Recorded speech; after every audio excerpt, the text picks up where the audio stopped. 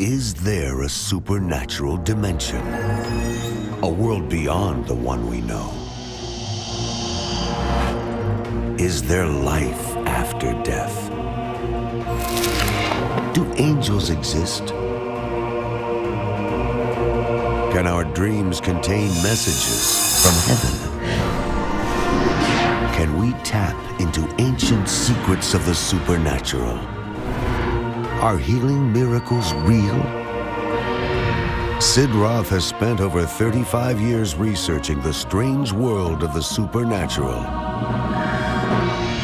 Join Sid for this edition of It's Supernatural. Hello, welcome to my world where it's naturally supernatural. My guest got a download from heaven and publicly proclaimed a year before Pope Benedict resigned that he would resign. What year and what month? The Vatican wanted to find out how he knew such facts. God told him. Well, now God has given him another download on what is shortly going to happen in the Middle East. Anyone interested?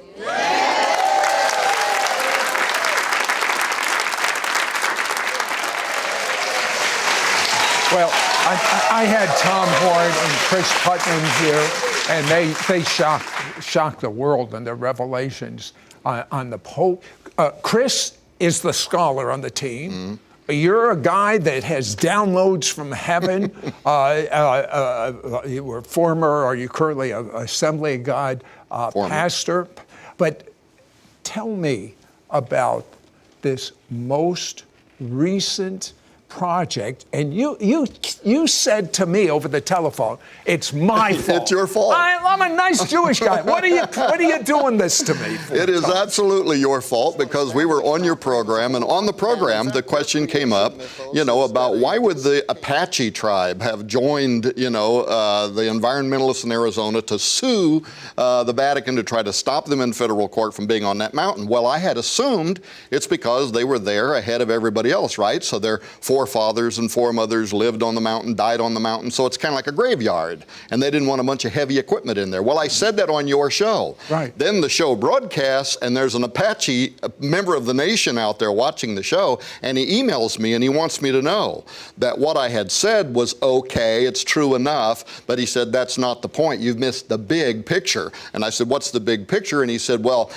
Mount Graham is one of the 4 holiest mountains in all of the world for all indigenous people, and that's why we didn't want them up there, because it is what you or I would call a stargate, a doorway, a portal, a strategic geographic location through which entities have entered into and exited our 3-dimensional reality since the dawn of time. Well, when you told me that, Sid, the conspiracy meter in my head went into the Richter scale now about why the Vatican would have been willing to fight in federal court to be on that mountain. Why not just go to another mountain, right? So they really believe, as a matter of fact, Cris, you've been on the path of what you call the immortals, investigating with Tom for over 2 years. First of all, what's an immortal? Well, Sid, immortal is just a word that means exempt from death. You don't die. It's just a very simple term. But, when I look in the Bible, in the scriptures, it says that God created all these other beings other than humans. Well, in Psalm 148, it says that he created the Malach and the Sabah, Hebrew words that mean usually angels and hosts is the way it gets translated. It's also a military term, but it says he created them to live forever and ever. So they're immortal. So they're not eternal like God the Creator. Mm-hmm. He has no beginning. He's always been. They have a beginning. They were created. But they're created, but they're not designed to die. So there's a whole host of divine beings who aren't necessarily angels. Angel is a word that means messenger. And we see those in the Gospels. We see them in Daniel. They come and they give a message from God to humans. But there's a whole class of these that aren't messengers. There's seraphim, the cherubim, the watchers. Oh, okay. What is a portal? A portal, that's just a word that means a doorway, an entrance or a gate, and in a really simple sense. But what we're talking about is a gateway between realms. And like in the Bible, we see Paul talk about the first heaven, the second heaven, the third heaven, things like that. So we get the idea that there are like parallel realms, the heavenly realm and the earthly realm. Right. And so there's these other dimensions, perhaps is a way to say it. So we're looking at entrances in ways that beings translate between these realms. Tom, does the Bible talk about portals? And that was the thing that was really important to us. So the Apache believe that this mountain is a doorway, a gateway. The New Agers have a lot of those kind of beliefs. But what we needed to know was, is there any biblical precedent for this idea that there could be strategic locations on Earth where there are gateways, where there are doorways? And the funny thing, Sid, is once we actually started going down that road, we were amazed at how much of this is in the Bible. You go into the Old Testament, it's through the Old Testament, Genesis 28, Jacob has a revelation, he sees a ladder. But what a lot of people miss in that scripture is he says there is a gate here. Most people say that he said this is the house of God. That's not what he says. Read it. He says there is a gateway here that opens to the house of God. So a doorway, a portal. Then you come into the New Testament. Does that theme continue? Here's Jesus saying, from henceforth you will see the windows of heaven opened and angels ascending and descending upon the Son of Man. But it's not just angels. Other entities ascend and descend. Now, you spoke with a Navajo historian of the oral history of Native Americans. Tell me what revelation you got. Yeah, this was a very important thing.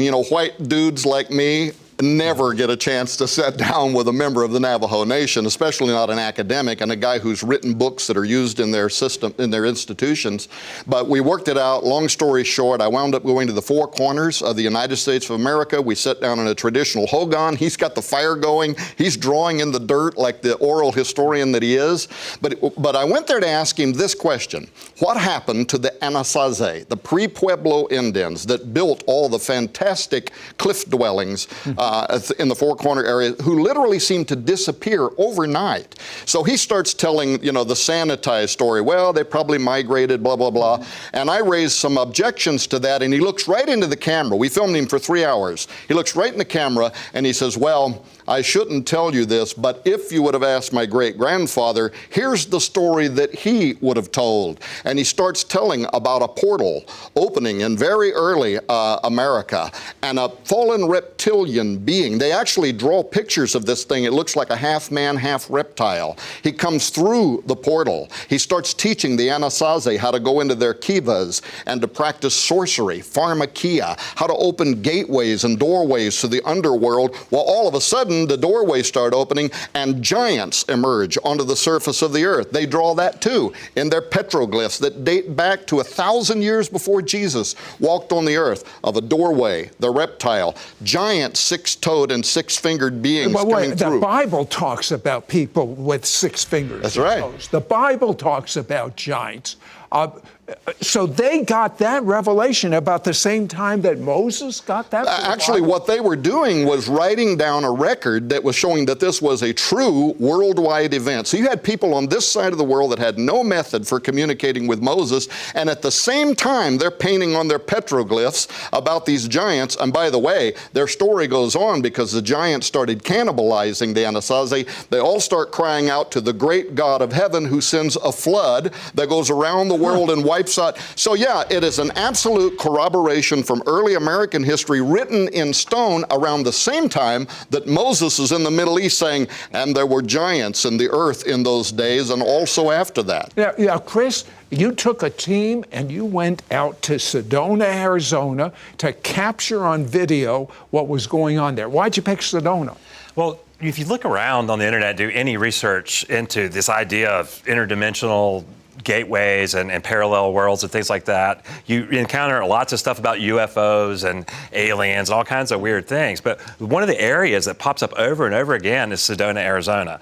And why that might be is open to speculation, but it is just ubiquitous on the internet as one of these areas. So I wanted to go there and see if I could actually document any of that. Well, he not only went there, he not only documented, but he literally got on video, and everyone could see it with their naked eye.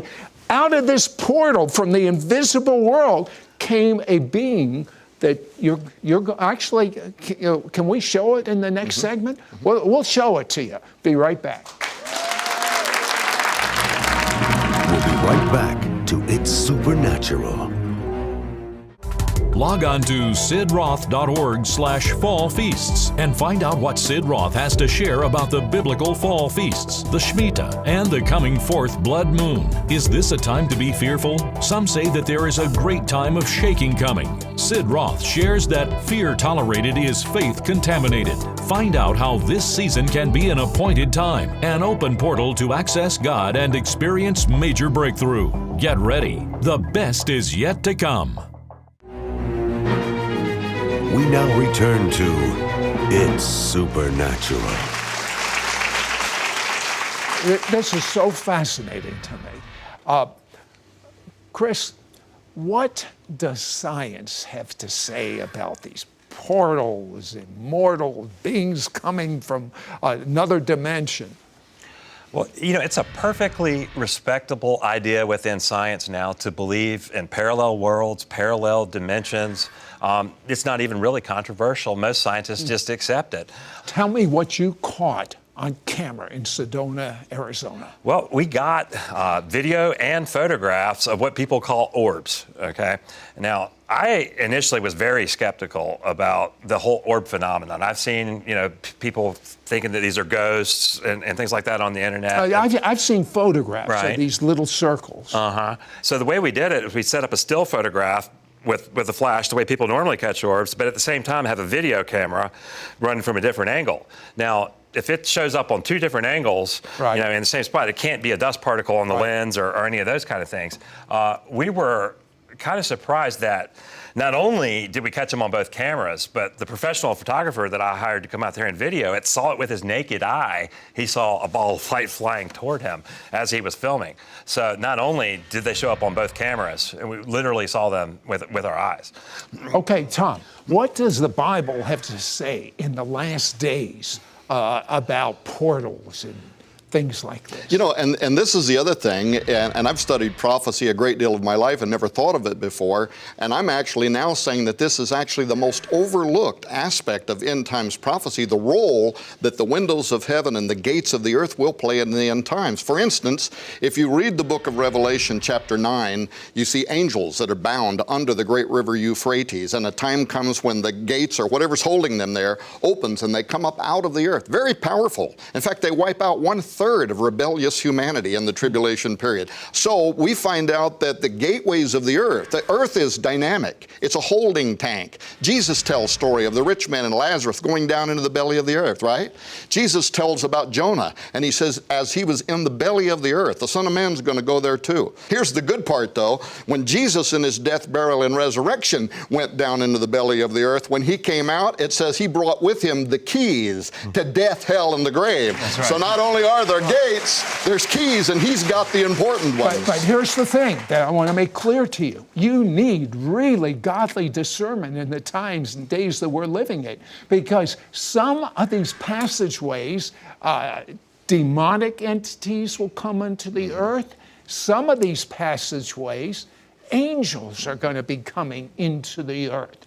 I have seen portals that I know were God. And I have seen portals that I know were demonic. So there's an organization you gentlemen have done a lot of study on. It's called CERN. Yeah.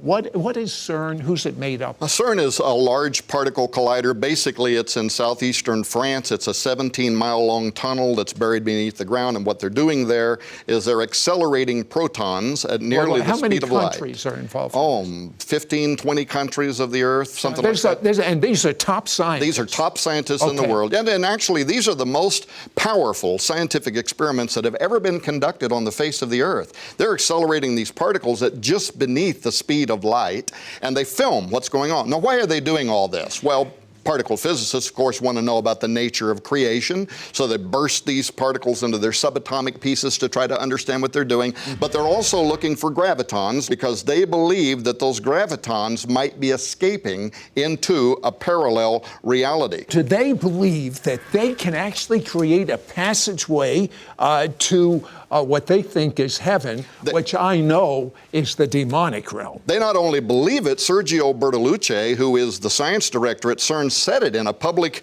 interview. He said, we are going to open a doorway at CERN, and he said, we may send something through it, or something may come through it back to us. But they totally believe in it. And one other final thing, by the way, is they're also looking for gluon, and this thrills me as a theologian. What is gluon? Gluon is, in a layman's term, essentially the overlaying of sound waves, because particle physicists can't understand why we don't just fly apart, right? The actual matter that you're made out of, Sid, would disappear on the head of a pin. You're almost entirely motion.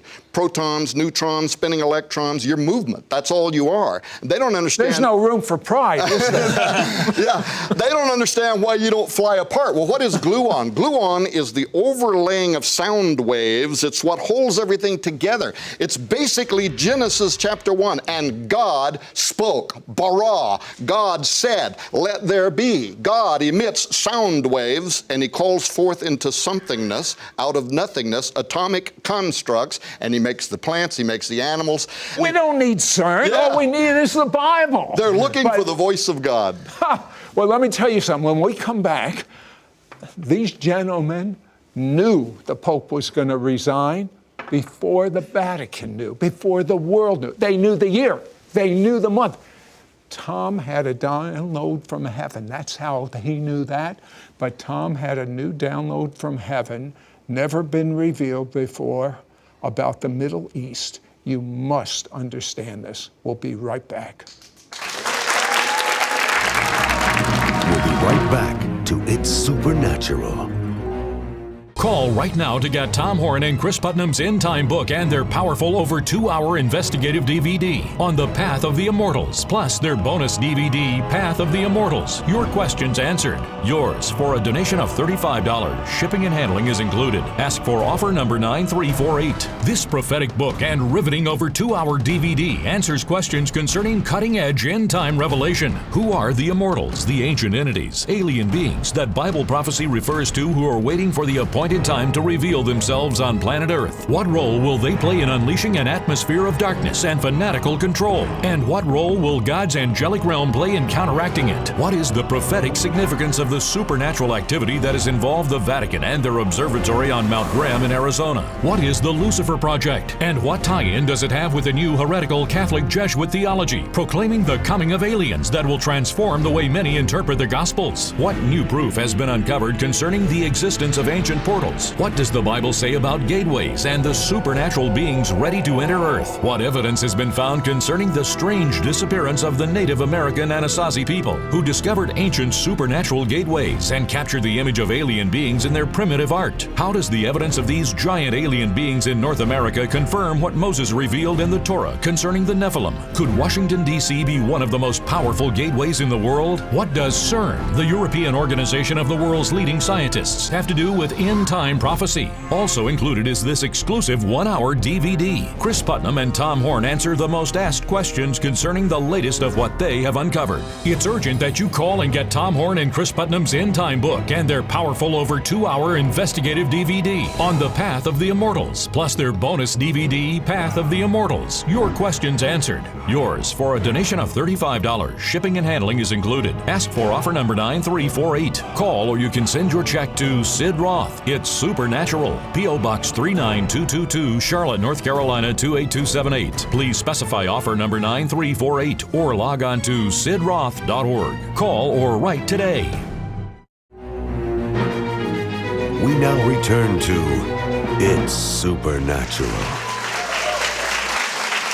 Tom, Pope Francis, you told me he's very interested in in the supernatural. Tell me about it. Yeah, he absolutely is. In fact, we haven't had a pope in recent memory that has talked so much about the reality of the devil and talking about prophecy. He's more than twice highly recommended a book called The Lord of the World. This was written in the 1900s, and it's an apocalyptic vision of the end times that actually includes the role of the Pope and the Vatican and what role they will play in the rise of the Antichrist. He knows what all Jesuits know, that he is Pope number 112 in the prophecy of the popes, which is something that's been held in high esteem So he since knows forever. that he's supposed to be assassinated? My suspicion is that he may know that because, the prophecy of the Pope says that Rome will be destroyed and all of that we talked about once before.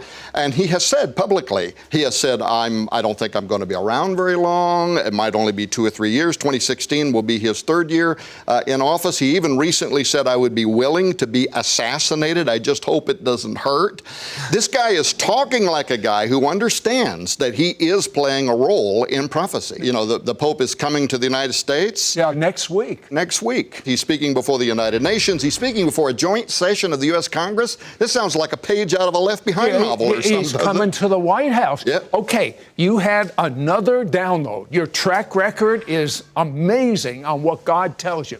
What did God reveal to you this time? Yeah. I've never before been willing to talk about this kind of stuff publicly because you need people that can believe, that operate in the supernatural, that understand the difference between fraud and real, and we don't have a whole lot around, so I've always just kind of stayed in my shell and shared it privately with people close to me.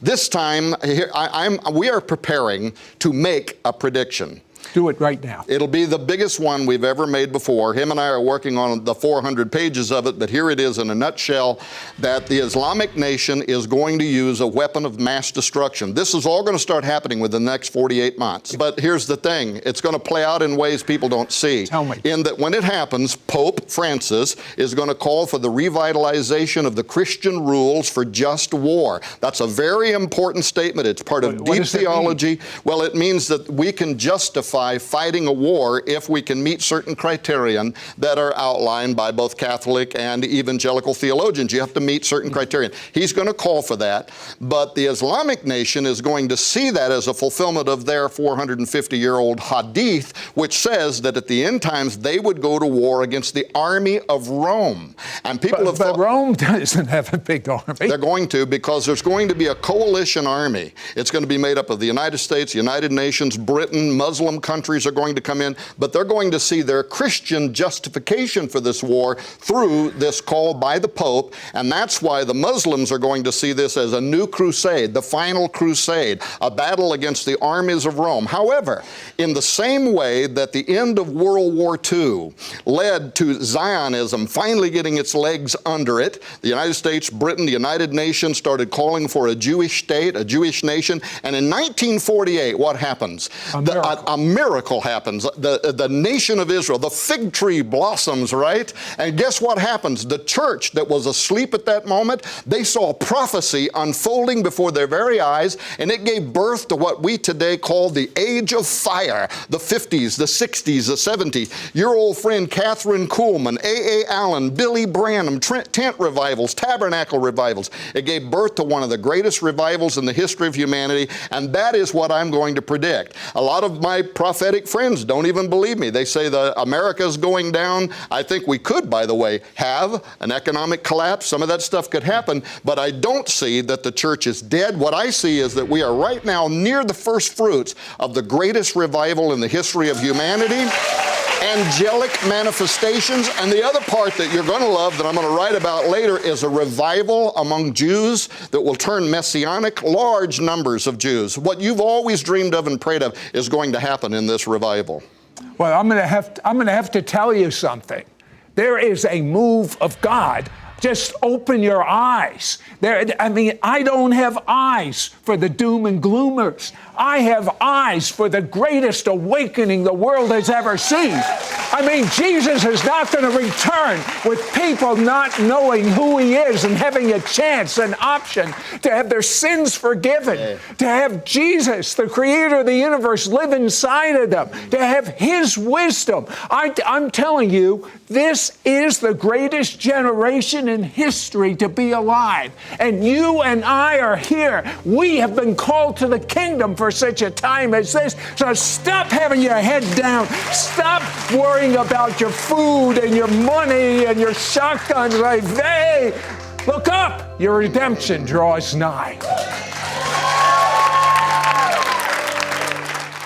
Internationally acclaimed investigative authors Thomas Horn and Cris Putnam unveil the greatest end-time exposé concerning the facts that have been hidden from the public by elitists, scientists, intellectuals, and governments concerning end-time events ready to unfold on planet Earth. All of this clearly points to the soon return of Messiah Jesus. It's time to understand what you could do to be prepared for the future. Call right now to get Tom Horn and Cris Putnam's end-time book and their powerful over 2-hour investigative DVD on the path of the immortals, plus their bonus DVD, Path of the Immortals. Your questions answered. Yours for a donation of $35. Shipping and handling is included. Ask for offer number 9348. We spent the last 24 months investigating the research that has made its way into this unprecedented work called On the Path of the Immortals. And in my opinion, this is the most overlooked, most dynamic aspect of end times Bible prophecy. This prophetic book and riveting over 2-hour DVD answers questions concerning cutting-edge end-time revelation.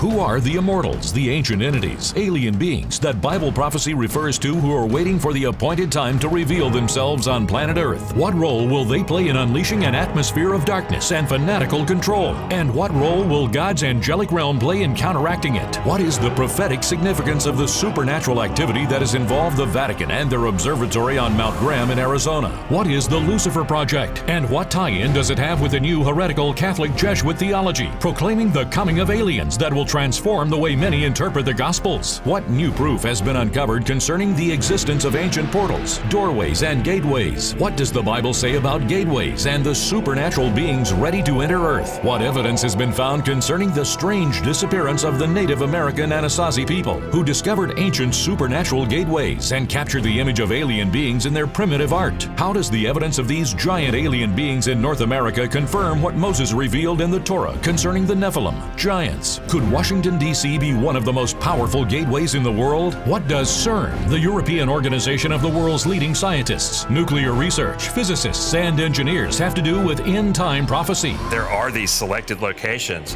where there are immortal beings from the supernatural realm who are awaiting their time to enter into our realm. Also included is this exclusive 1-hour DVD. Cris Putnam and Tom Horn answer the most asked questions concerning the latest of what they have uncovered. You just can't even understand end-time Bible prophecy without understanding this entire area. So the book, the DVD, you'll see things no human has ever seen before. There are a lot of questions you have right now. They're going to be answered. It's urgent that you call and get Tom Horn and Cris Putnam's End Time book and their powerful over 2-hour investigative DVD on the Path of the Immortals, plus their bonus DVD, Path of the Immortals. Your questions answered. Yours for a donation of $35. Shipping and handling is included. Ask for offer number 9348. Call or you can send your check to Sid Roth. It's Supernatural. P.O. Box 39222, Charlotte, North Carolina 28278. Please specify offer number 9348 or log on to sidroth.org. Call or write today.